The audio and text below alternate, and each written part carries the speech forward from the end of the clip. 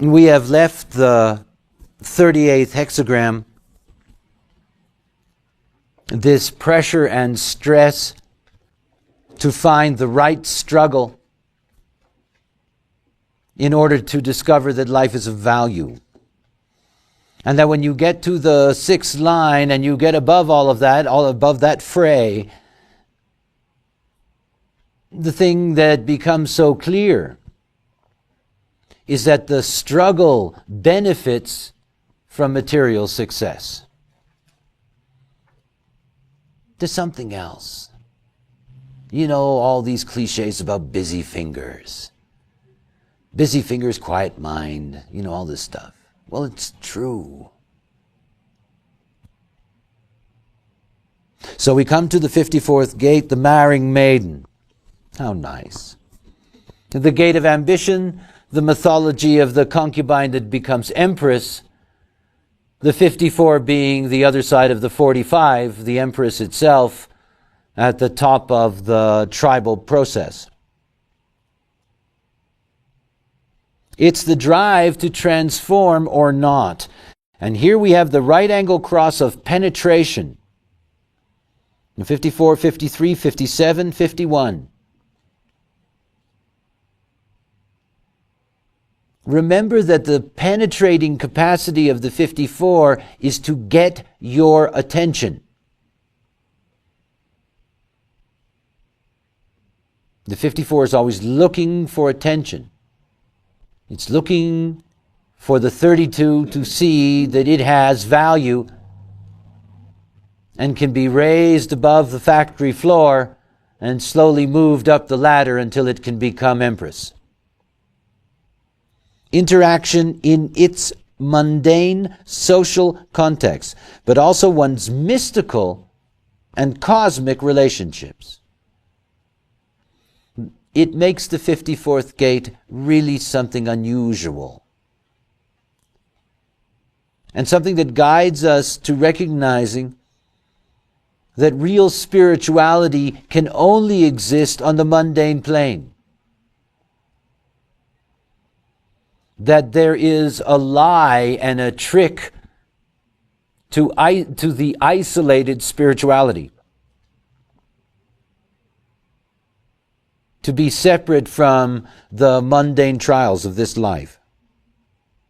So while at the same time you have the 54th gate as a deep gate of ambition to be recognized so that it can transform and move up the ladder, at the same time there is a hidden cosmic spiritual essence in this. It is healthy to be that way. It fuels the immune system.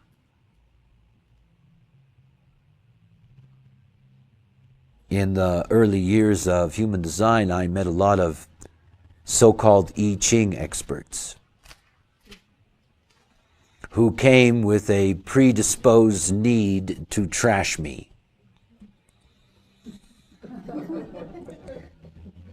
And they would take the Rave I Ching and they would ramble their way around and they would, dig and poke and everything else.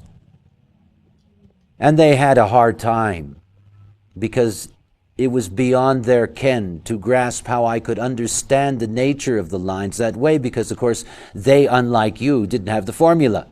You can all write a Rave I Ching, an I Ching, as long as you understand the structure and you understand how that structure works within the synthesis, something that nobody who had been a master of the I Ching could possibly know. But because of the 54-4, they had this place because it was the only thing they found that did not harmonize in any way with the original. And I can remember sitting with a group of them in Amsterdam one night in 1989. And they said to me, well, what about this 54-4,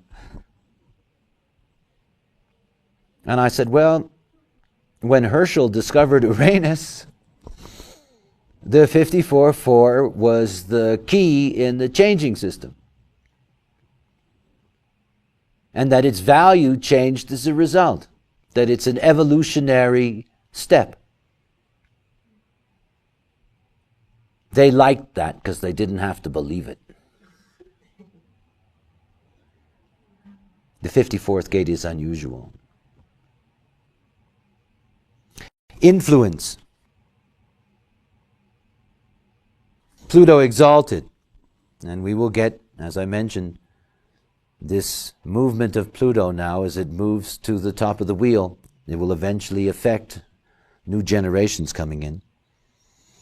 The ability to achieve influence through secret relationships, anywhere from the private advisor to the Satanist. How nice. Ambition energized through secret relationships which fuel influence. Now let me put that on the mundane plane.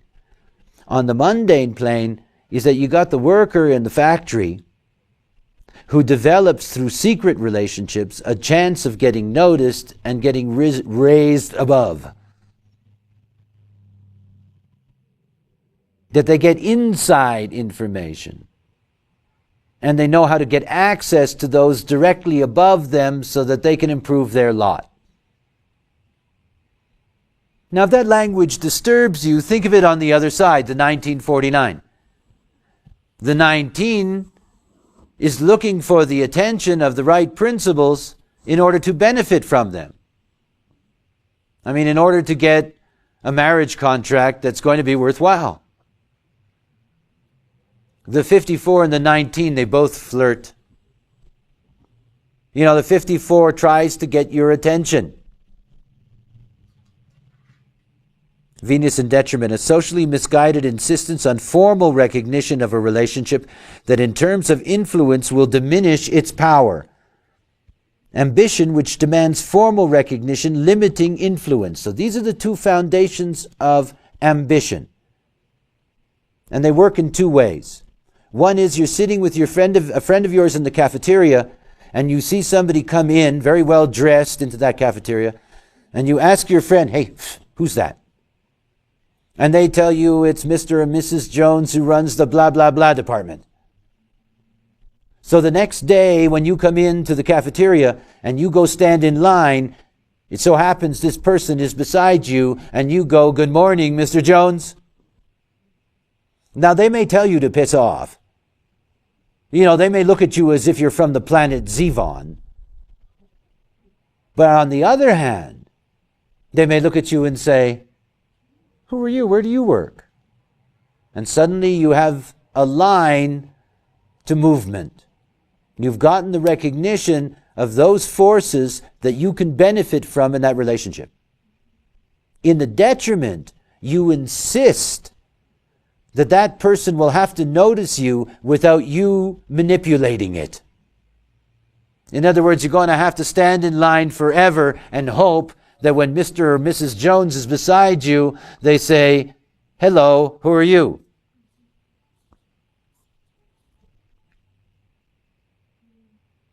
The second line, discretion. Discretion is the better part of valor. We know that the second line is a hermit, and we know that the second line is withdrawn, so we know that discretion is natural. They don't even know they're being discreet. Of course, if you yank them out, that discretion may collapse. Because they didn't know they were supposed to be discreet. They were just being discreet by nature because they don't know any better. The wisdom wants a relationship is formally recognized to restrain the temptation to take advantage of past informal interactions. That is, the energy of restraint fuels ambition.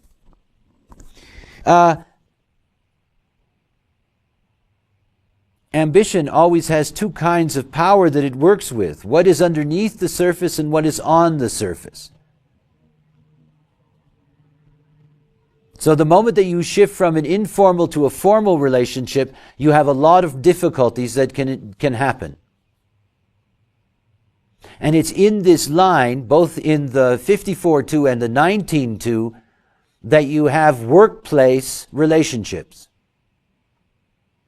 In other words, you know, the secretary screwing the boss, or the clerk for that matter, the intern for that matter, whatever you want to call that stuff.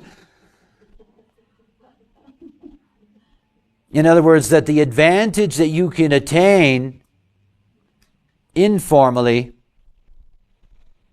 are really dangerous when all of that is formal. Mars and detriment, recognition in the formal sense, seen as a license to take advantage of informal knowledge, a lack of loyalty, ambition energy which can fuel disloyalty. You know, if you get ahead because of your informal relationship, doesn't mean that you have to keep on paying the debt to it once you've gone ahead. Not only that, you can take advantage of it. Don't keep bothering me, I'll tell everybody what you did.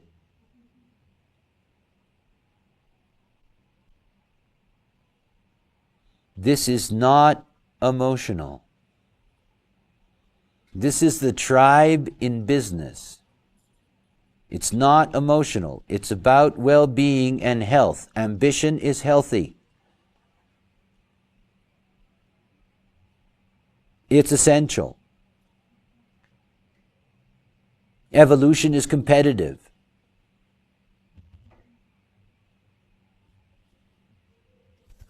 The third line. Difficult situation for the third line in which it cannot stay with any given ambition because of its bonds made in broken trial and error process. You know, it feels under pressure to transform in a certain thing when it bangs into it, and then finds it really isn't for it, and leaves that and goes on to the next thing. And this is covert interaction. Do you get the drift here? There's so much stuff about ambition that is never, ever, ever on the surface. There's all this underneath stuff that has to be there. Who knows what? Who has the power? How do I get access? Where do I get the information? How can I get their attention? All of that is underneath, and this is lower trigram. This is a destiny, an inward process. They don't know the other. They don't know that the 32, the very conservative 32, is there to judge whether they are really of value or not. And that 32 is an awareness. And the 54 is just a pressure. So without knowing the intelligence that will guide that ambition, everything is inward in them, and everything is about trying to find out underneath how everything works so that they can protect themselves, so that they can learn how to penetrate the other. Pluto exalted, the ability when stymied in formal relationships to use secret or purely informal channels when it's the only resort. The drive, when blocked, to use secret means to fuel ambition. You know, for example, there's an ad in the newspaper. You're unemployed. It's a very, very nice looking ad. It really excites you. It's in something that you like to do. You know, it says you got to contact Himmel and Hummel and send in your resume and blah, blah, blah. And there's all these layers in front of you. This is the kind of person that knows somebody at the company and can get inside, or simply just goes ahead and walks up to the company, finds out what company is really placing that ad, goes directly into the company and tries to impress everybody. They can succeed if they're living out their own nature, if they're entering into that ambition correctly. Venus in detriment, the insistence that formal channels, no matter how frustrating, can be overcome by the power of attraction. And this is the sense that you'll stay with the formal layers because there's this sense that you'll really be able to attract them to your value and that you can get through it. Often difficult for the third line because they break bonds so easily. And the longer the process of getting in the door, the more probable that they won't hang around long enough to get there. But they develop very important skills. They learn to see that it is not enough, and this is important, that it is not enough to recognize that there is an other but that somehow you got to figure out how the other and everything else works. See, the 19th gate is the gate of animism. It's mirror on the other side. It's where the religious experience began. The exaltation of the animals that we killed and turning them into gods, honoring their spirit.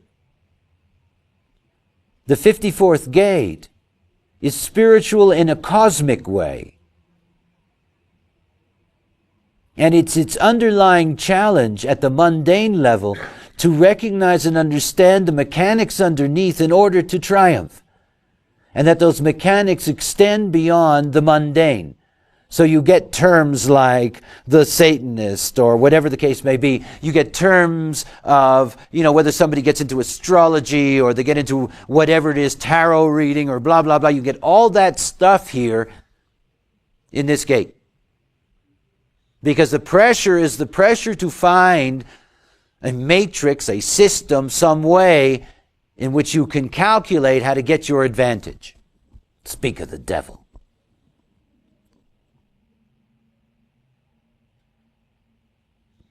The energy of ambition, when blocked, will fuel the power of attraction to overcome the obstacle.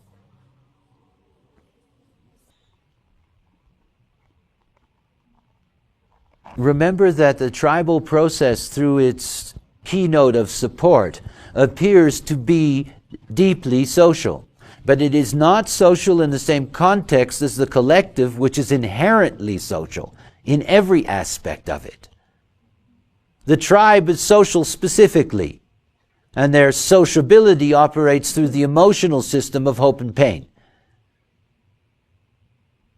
So when you get to the transpersonal aspect here, you're getting to a socializing aspect, and you're getting to the ability to really be able to read the other. Here lies the great opportunities.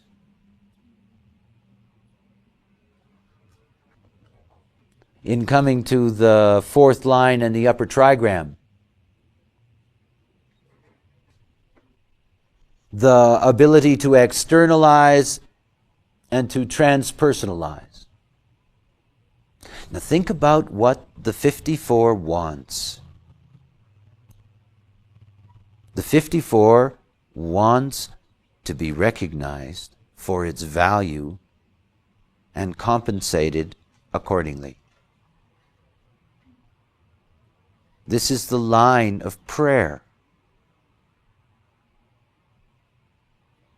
And that is not necessarily prayer as concretized through the dogma of any religion, but here there is a deep pressure to be recognized by forces that control the mechanics. In other words, you get to realize through banging in the lower trigram that there's a mechanic at work. That you have to have knowledge, access, the right geometry, the right timing in order to be able to move through in the hierarchy. But also the understanding that those that are at different rungs in the ladder above you, they're no more in charge of the thing than you are. They're just continuing aspects in the hierarchy. Here, there is the need to be recognized by the establishers of the hierarchy. The gods, the demons, the angels. God forbid the UFO captains.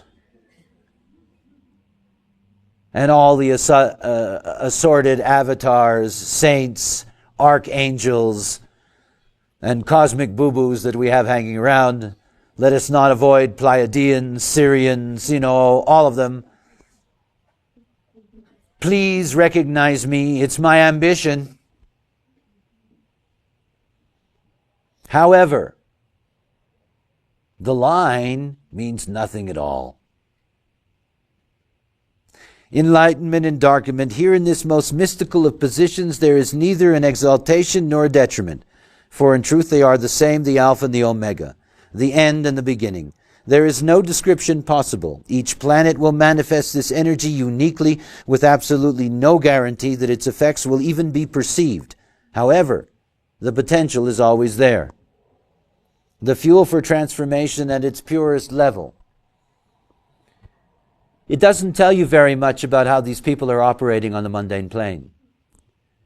Here you benefit from understanding the nature of structure. They're here to externalize their harmony. They're here to externalize influence, the influence of the first line. They're here to externalize it. They're here to achieve influence through secret relationships. I'm channeling Zongo Borge. And Zongo tells me everything I need to know. And I will not give you Zongo's phone number because it's my channel. You can buy my books. Zongo Speaks.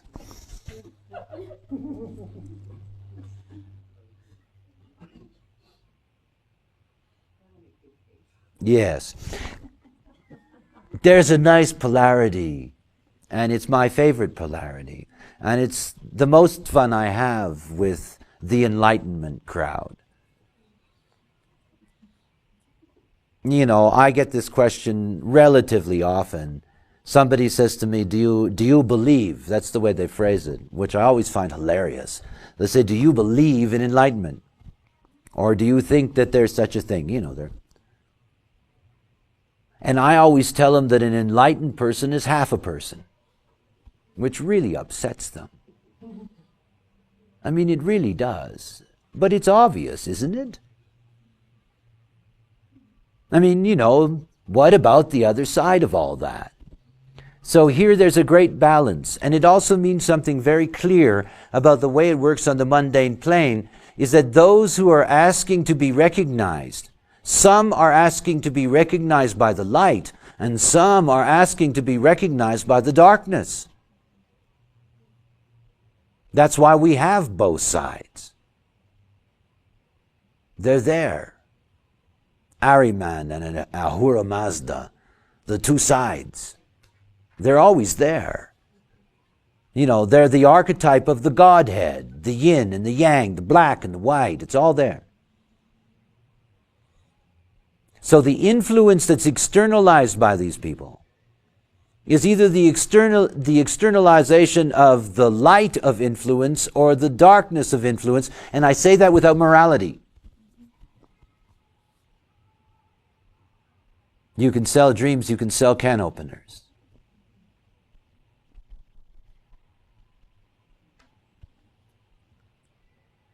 When you get to the last 7 minutes and 30 seconds of this line, you get to obviously a very unusual juxtaposition cross, because it's a juxtaposition cross rooted in the 54-4. It's a juxtaposition cross of ambition. The 54, 53, 32, 42.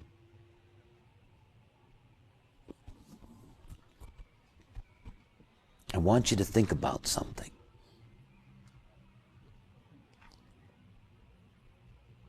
The moment that you receive the call, the moment that you can get the attention at that cosmic level, everything about you dies.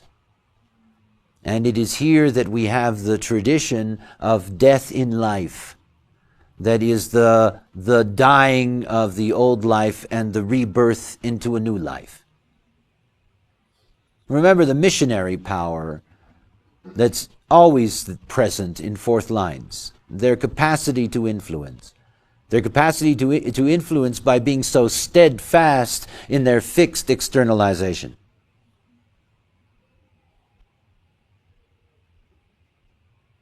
What it says is that without spiritual guidance, mystical guidance, either at one end of the scale or the other, these people will externalize influence in any way, just to be able to do it and relieve themselves of the pressure. The left angle cross is the left angle cross of cycles. It's a second version of this. And we come to the fifth line of magnanimity, a sun-exalted line. The natural authority and actualizing spirit that in a position of power, recognize the proviso, can have genuine and fruitful relationships with the less advantaged as long as they are in service and make no demands and there is no detriment. The energy for actualizing that despite this power fuels fruitful relationships with others. Now look, the fifth line. We know the nature of the fifth line, that it's only successful when it's projected on and when it builds up a tension in the projection. In other words, that it doesn't always show off its goods. We know that it needs to have its isolation in order to wait for that moment of crisis where it can bring a practical solution. That's the essence of it. So here, this is about ambition when it counts. These are not generally ambitious people. If the general was truly ambitious, he would never give up power once it's given to him. Couldn't. So it's not about ambition in that sense. It's about waiting for the right moment to fulfill that ambition, that practical solution, and to be able to gain in that experience. And that goes back to timing. And it all goes back to timing. To be on time in your life. You know, this is the illusion of the relative Einstein universe. We have time, space. Where you are is who you are. Always. To be on time, to be on the right place at the right time, that's just about being yourself, nothing more. You are an instrument that is designed to be in tune and on time.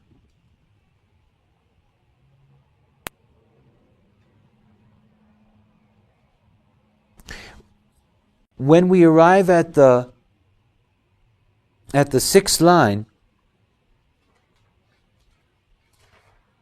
we get to this selectivity.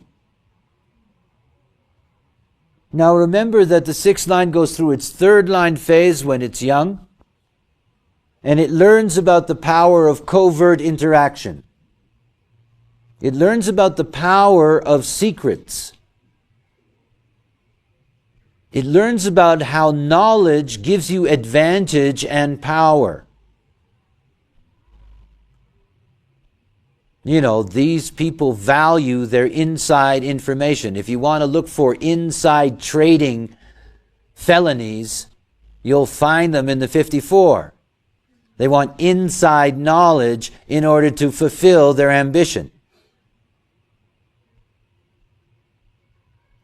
You know, if they get the right 26, they'll fix the race. That isn't to say that's general. It's just so you understand what's there. You know, ambition requires you to know things. You can't just be dumbly ambitious. Only be president. Well, how nice for you. You know, but that's quite a trip, babe. You know, there's a lot of things that you got to know that go on. You know, the dirty stuff underneath the table and the clean stuff above that you got to work with. Saturn exalted, the ingrained responsibility in terms of maintaining security and personal identity that will naturally restrict its relationships to ones that are mutually beneficial. Basta. The energy to restrict relationships that hinder ambition. It is clear in the tribal reality that there is no fulfillment of ambition without connections. Yeah, I know someone who knows someone who knows someone. I mean, how many people, you know, get their employment from somebody who knows somebody who knows somebody? Those are things that go on all the time. This is very, very tribal. And ultimately what the 54 is concerned with is knowing the right people to fulfill their ambition. And they learn that through experience, and they learn that through covert knowledge. You know, how many people who go looking for a job from somebody bother to check out that somebody? They're so desperate to get their job that they fail to look at the very information they need to have in order to make sure they get that job. You know, they find out that the boss just won the fishing tournament. So you go in there and you say, sorry, I'm late. You know, I had to pick up the bait and I didn't want to leave it in the car. Oh, you're a fisherman, are you? You got a totally different relationship. You want a job and you don't find out anything about who's hiring you. Now, 54s are smarter than that. I'm going to find out what they like, what they do, if I can, and I'm going to use that to my advantage. I'm going to be more attractive to them. I'm going to get access that way to where I want to go in this process. Selectivity. It's a responsibility. You know, people don't like ambition. You know, the other 63 gates. We don't like ambition. But of course, it is absolutely essential, and they're great judges of people. For their own benefit. After all, remember that when the tribe makes money, everybody in the tribe benefits. It's not like collective trickle down. You know, it's tribal trickle down. Everybody gets a piece. Jupiter in detriment. A generally benefic and expansive nature that assumes that it can instill what is otherwise missing in its partners. A waste of energy. The waste of energy in maintaining relationships which hinder ambition. You know, when you get up to that point, you also know the failings of those that by circumstance you have to work with. And of course, this is inherently social, in the sense that, you know, this is transpersonal. And what they tend to do is they tend to allow the harmony, the friendship, to be more important in that sense. And of course, it does affect their ambition. They would make a lot more money if they fired that person than if they keep them on the payroll. They'll get a lot further if they worked with somebody else than working with this person.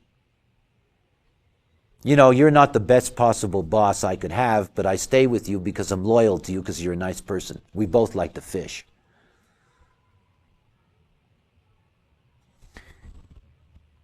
It teaches us something about the nature of success on the material plane, is that you have to be informed.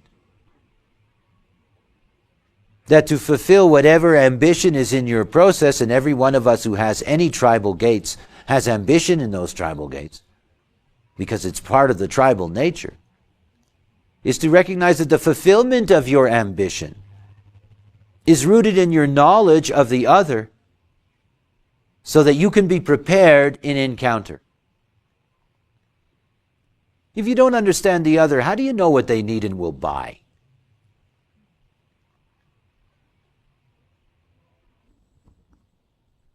When you get to this point, where you can be selective to find the right relationships to enhance your possibilities in life, where do you go? Inner truth.